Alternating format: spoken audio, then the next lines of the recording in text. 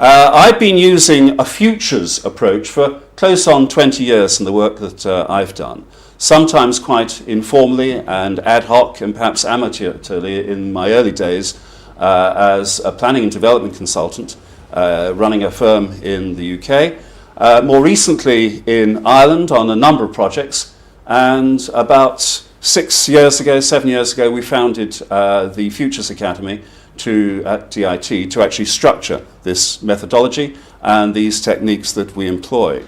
It's aimed really to, we say Imagineer, but it's to give people or get people thinking farther, deeper, wider, and most importantly, differently. I often say it's about imagining ahead towards a future vision for whether it's the country, the city, the community, or the corporation that you're concerned with, and then planning backwards to a set of actions, key actions that have to be taken today to get to that future, which is in many ways a counterintuitive approach towards normal planning processes where they project ahead. It involves divergent thinking initially, truly divergent thinking as far as we can do it, then emergent thinking, and we use scenarios for doing the emergent thinking, and then at the end of the process and at the end of today's event, some convergent thinking towards trying to get a shared view of a preferred future, in this case for Dublin. We're trying to look far ahead, beyond the turmoils, troubles and tribulations of today and even the next few years, although we all seem very blasé now and almost shock-proofed in terms of, another bank's been nationalised. It just seems sort of normal order of events. But we're looking ahead towards 2030 as a target date.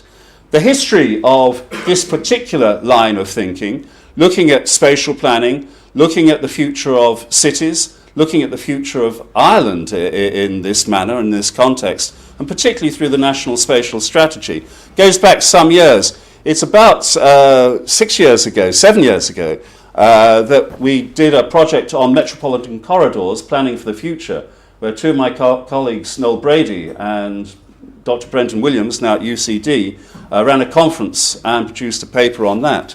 We were then fortunate enough to be asked to help facilitate a publication by the Dublin Chamber of Commerce about 6 years ago now. Not quite that, 5 years ago.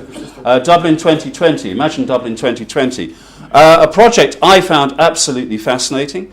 I believe it stood the test of time. It was led by David Pearce, who was president of the Chamber at that time, and still has, I believe, currency, and still has a resonance in terms of some of the aims and ambitions and needs for Dublin in the future.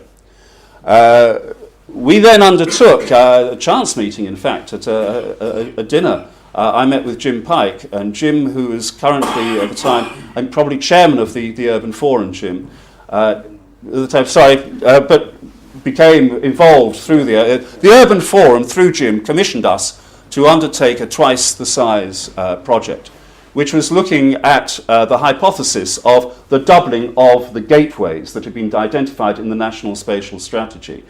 So imagineering the future of Irish gateways.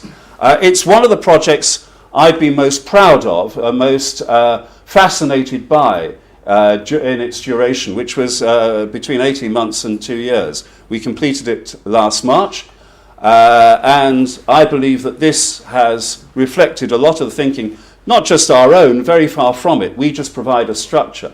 But several hundred people were involved in this, in 8 gateway workshops, 3 national workshops, a mixed range of stakeholders, agencies, organisations, councils, businesses, communities around the country.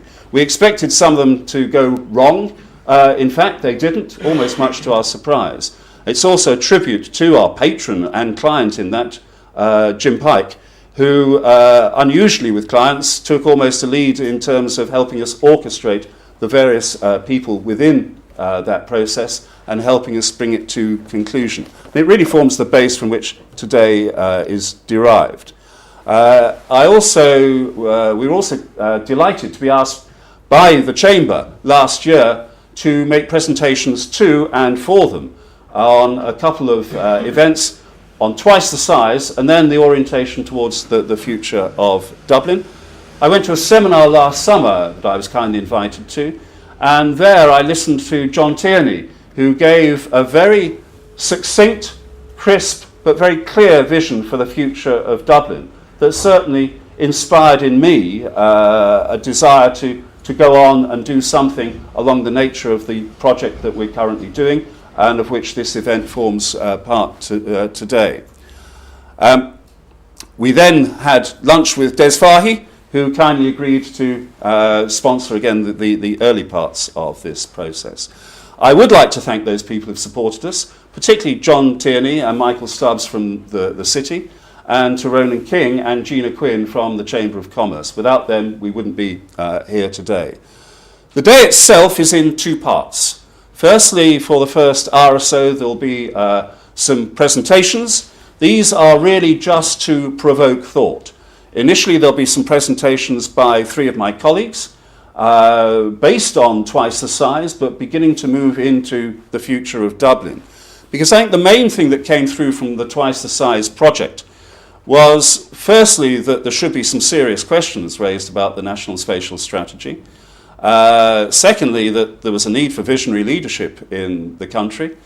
But thirdly, and possibly most importantly, that twice the size was aimed at looking at the doubling of the populations of the gateway towns and cities and looking at the consequences therefrom.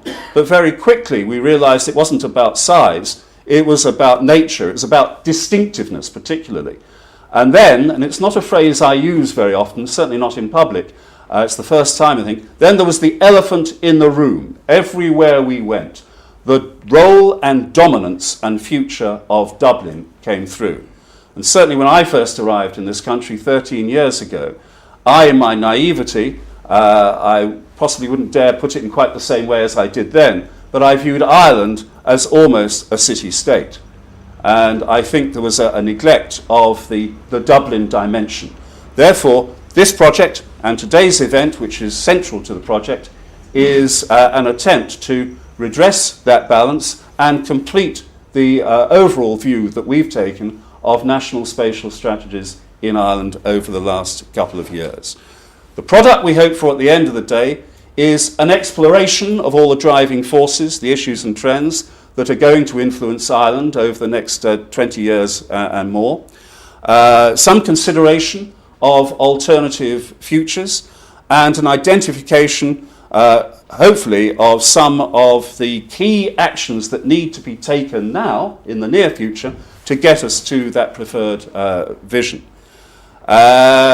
It's been commonplace that the word around the state, I thought it was very clever when I coined it a few weeks ago, but that a crisis is a terrible thing to waste.